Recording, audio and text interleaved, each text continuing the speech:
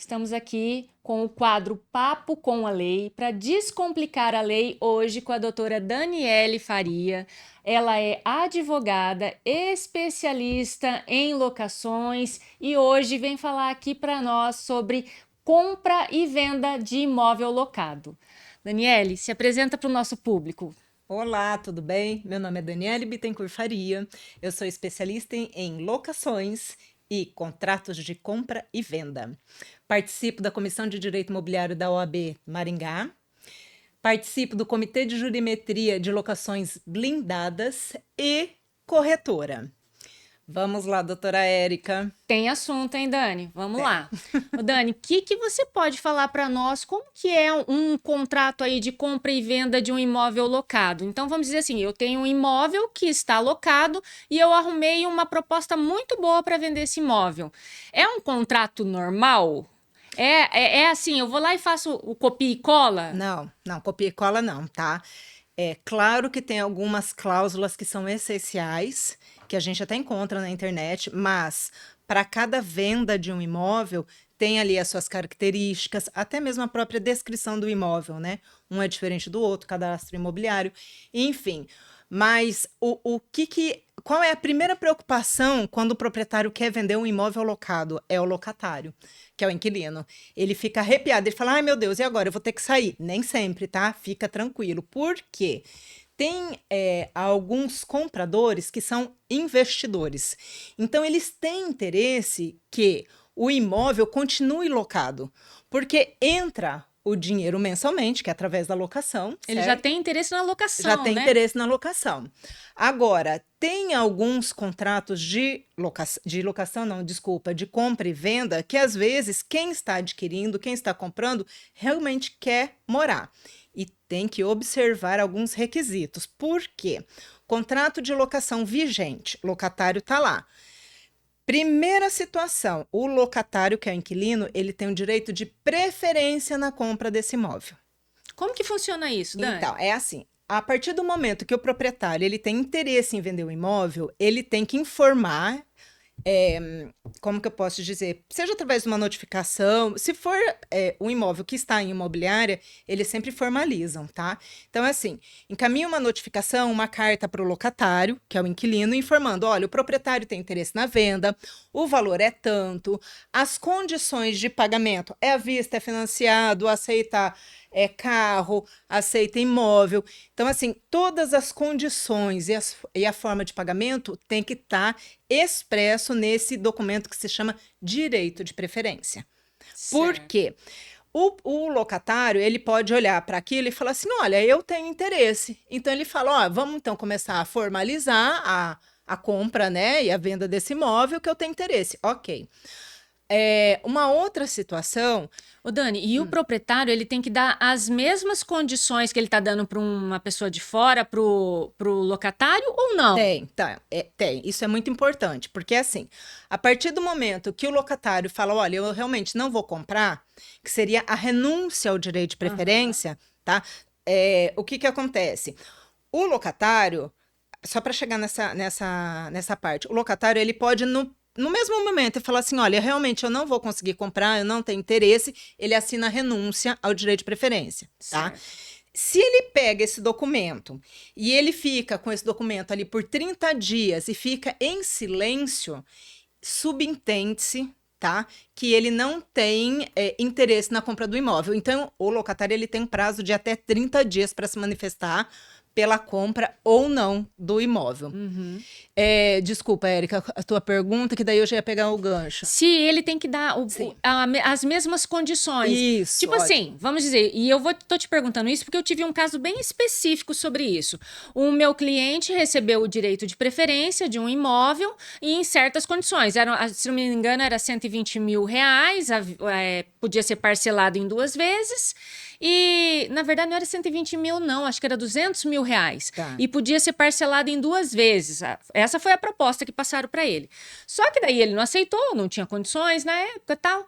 E aí depois voltou que a pessoa que comprou o imóvel comprou por R$ 120 mil e que essa pessoa pagou em 5 parcelas. Então, como que ficaria É. nessa situação aí?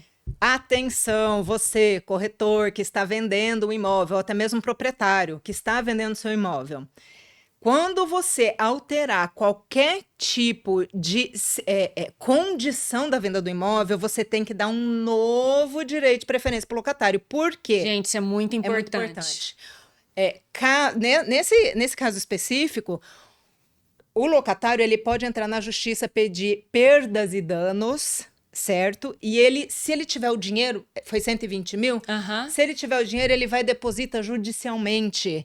E olha, eu participei de uma situação que foi bem delicada. Por quê? O proprietário ele tinha um imóvel alugado por uma imobiliária. Ele não avisou a imobiliária que ele ia vender, tá? Vendeu o imóvel para uma rede de farmácias e recebeu lá R$ 1 milhão. Depois chegou para a imobiliária, ó o erro, chegou para a imobiliária e falou assim, olha, eu já vendi o imóvel. Mas como assim você vendeu? Não, calma, o locatário tem direito de preferência na compra do imóvel. Não, mas eu já vendi. Aí tentaram contornar a situação, conversar com o locatário e tal. Não teve jeito. O proprietário falou para ele assim, locatário, eu preciso que você desocupe, eu te indenizo. Para evitar até qualquer demanda judicial. Então, isso é muito importante. Primeiro, direito de preferência do locatário tem que ter, isso é lei. Tem que observar. Tem que né? observar. Segundo, qualquer tipo de alteração das condições de venda do imóvel tem que dar novo direito de preferência. Tem muita gente que chega para mim e fala assim, tá, mas eu estava vendendo por 400, agora eu quero 410. Eu tenho que dar direito de preferência novamente porque aumentou o valor? Né? Normalmente não acontece isso, o que acontece é diminuir. Como que foi a modalidade, né? Se aumentou 10 mil, mas vai pagar o quê? Em 24 meses? De repente, por conta de 10 mil reais, o seu locatário teria interesse. Né? Então, muita gente vem e fala assim, não, mas e se eu quiser aumentar? Tá, mudou a modalidade de pagamento? Gente, tem que observar. Não tem como, sabe? Tem que dar direito de preferência para o locatário para evitar qualquer tipo de discussão judicial. Ô, Dani, e quando esse imóvel está locado, e aí eles vendem esse imóvel? Porque o locatário não tem interesse na compra, não tinha condição de comprar, mas esse imóvel está locado. Sim. E aí essa empresa, vamos dizer que é uma empresa grande, chega e pede para essa pessoa sair do imóvel porque ela quer construir. Mas ela tem uma locação de, vamos dizer, 5 anos. Ele pode pedir esse imóvel para ela sair? Assim? Porque ele o proprietário? O proprietário? Não. Né? Porque agora sendo o novo proprietário, Isso, O que normalmente eu vejo é assim, o proprietário que está vendendo, o vendedor do imóvel chega e fala, olha, locatário, sai porque eu quero vender. Não pode, não pode. Nesse caso, o novo proprietário, ele pode denunciar a locação. O que é isso? Então, ele tem um prazo, tá?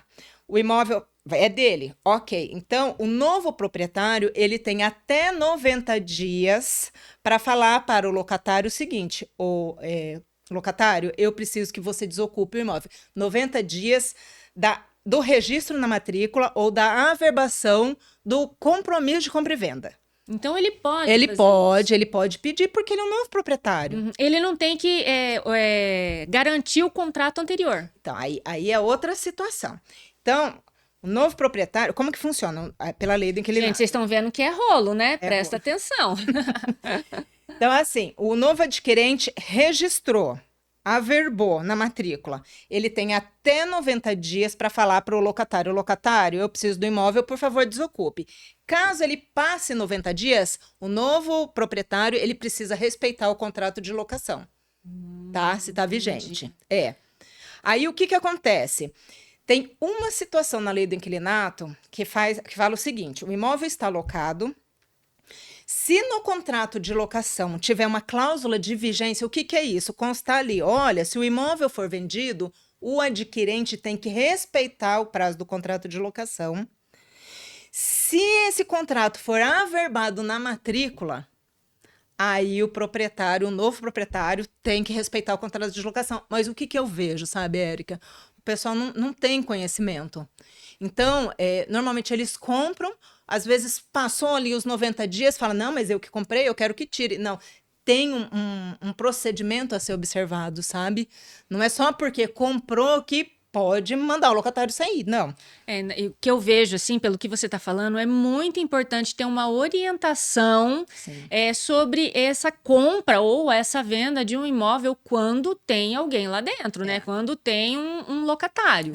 Não é um contrato simples, vamos dizer assim. Não. Inclusive, quando vai fazer um contrato de compra e venda, se esse imóvel estiver alocado, é muito importante no próprio contrato constar que o adquirente tem conhecimento que o imóvel está alocado, que tem conhecimento das condições do imóvel e que, inclusive, teve ali ciência do contrato de locação.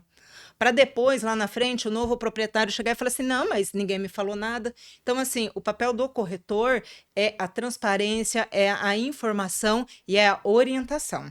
Então, se mesmo o novo proprietário souber das consequências que tem, e ele fala, não, eu quero comprar mesmo assim, porque às vezes pode ser até um investidor, ok, não tem problema algum. Mas tem que tomar cuidado, sim, tem que respeitar a lei. Dani, e o que você pode me dizer de um contrato desse, que é um contrato bem específico, que tem que ter, que é o mais importante nesse tipo de contrato, seja de compra ou seja de venda?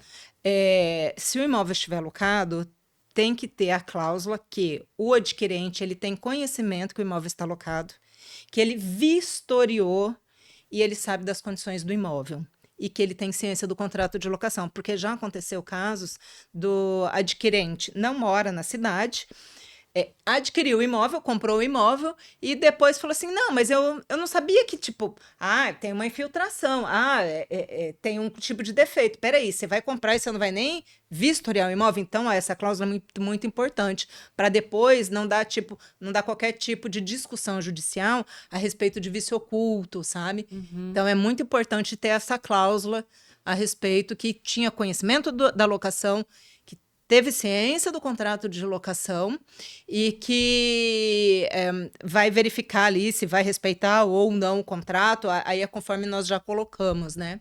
Dani, e uma coisa que acontece muito quando tem um imóvel que está alocado e está para venda é o vendedor achar que ele pode chegar em qualquer momento, qualquer hora lá no apartamento que ele, ou na casa, né, no imóvel que ele acha que é dele, porque ele fala que é dele.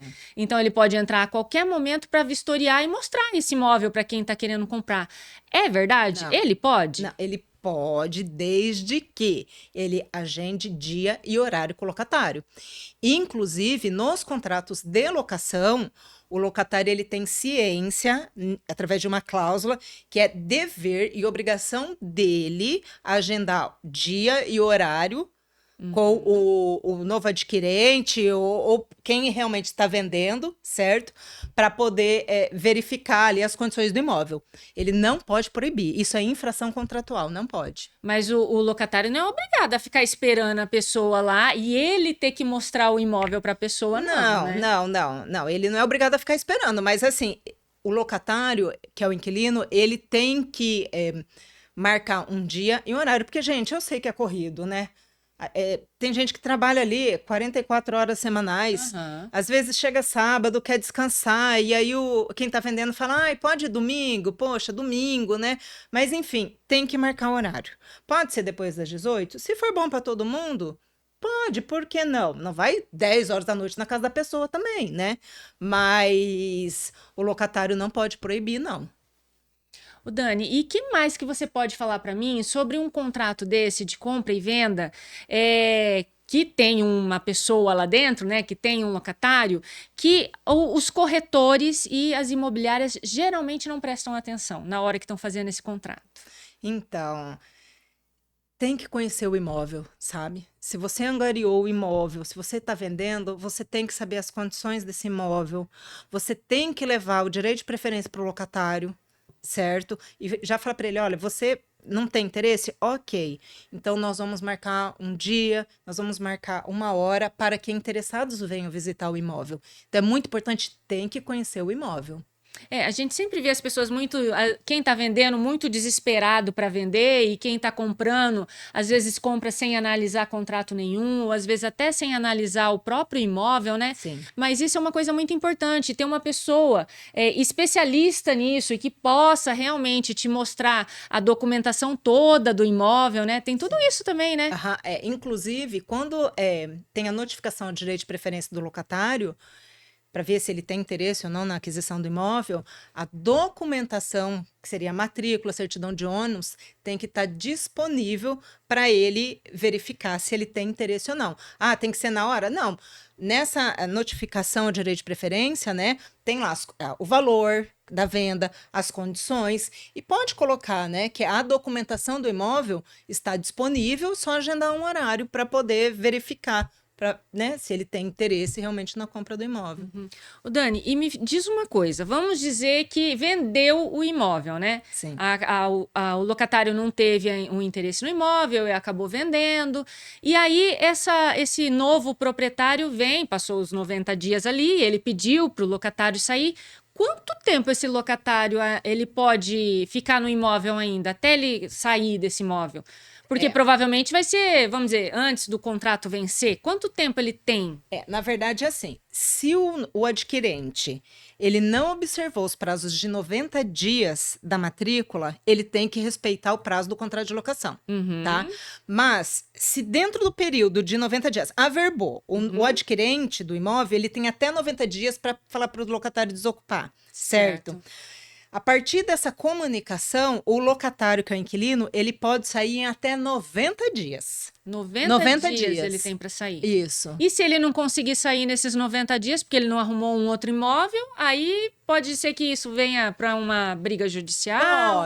Pode. Mas assim, eu penso que a gente tem que ter um pouco de jogo de cintura, né? Porque 90 dias é um prazo razoável para desocupar? Mas às vezes não consegue, não acham um imóvel que atenda às necessidades. Por quê? Gente, assim, tem famílias que têm entes familiares que estão doentes, né, de cama. Tem algumas situações específicas que às vezes em até 90 dias não consegue desocupar. Então, vamos fazer mútuo acordo, conversa, fala, olha, eu não consigo sair em 90, você me dá mais um mês? Mas pela lei registrou o adquirente, tem até 90 dias para pedir para o locatário desocupar. O locatário tem mais 90 dias para desocupar. Não desocupou e o proprietário não tem conversa, aí tem o proprietário para poder rescindir, né, para fins de desocupação do imóvel, aí através da justiça. Porque o novo adquirente, gente, não pode simplesmente adentrar o imóvel, sabe? Então, e é o que eles acham que eles podem fazer, pode, né? Tipo, não. o imóvel agora é meu, eu vou entrar, pronto e acabou. Não pode. funciona assim, Não, né? Não pode. Até porque a gente está lidando com famílias, né? Pessoas que estão lá dentro. Às vezes é um imóvel comercial. Mas isso é importante, Dani. É a mesma coisa para imóvel comercial e imóvel residencial? É a mesma situação. É a venda, é a venda do imóvel em geral. Aí não difere igual um contrato de locação comercial e um contrato de locação residencial. Compra e venda é o mesmo procedimento. Certo. Com certeza teria muita coisa ainda para a gente conversar sobre isso, né? Mas eu quero te agradecer por todas essas explicações aqui para o nosso público e queria que você deixasse aí uma mensagem final para quem ouviu o nosso podcast aqui, o nosso quadro, e está falando aí sobre a compra de um imóvel locado. Então, se você está vendendo um imóvel, se você está comprando um imóvel que está alocado, procure saber quais são os seus direitos e os seus deveres. Verifique se o contrato de locação está vigente, se já passou do contrato de locação. Se você tiver algum tipo de dúvida, procure um profissional que saiba te orientar. Porque é muito importante, isso evita demanda judicial. A gente acha que não, mas muitos casos vão parar na justiça por conta disso. Aí é desgaste, é dinheiro, porque querendo ou não tem as custas processuais, o judiciário está moroso, abarrotado, né, de processos. Isso. E é isso. Se tiver alguma dúvida, procure orientação especializada. E a Érica, muito obrigada pelo convite. Estou à disposição. E minhas redes sociais, quem tiver interesse, isso. @adv de advogada, adv.danielebittencourt-faria. E sigam aqui o podcast, tá? E recomendem. É isso aí, pessoal. Se vocês assistiram até aqui, curta, comente, se inscreva no canal. Estamos aí num próximo quadro de Papo com a Lei. Descomplicando a Lei. Até mais!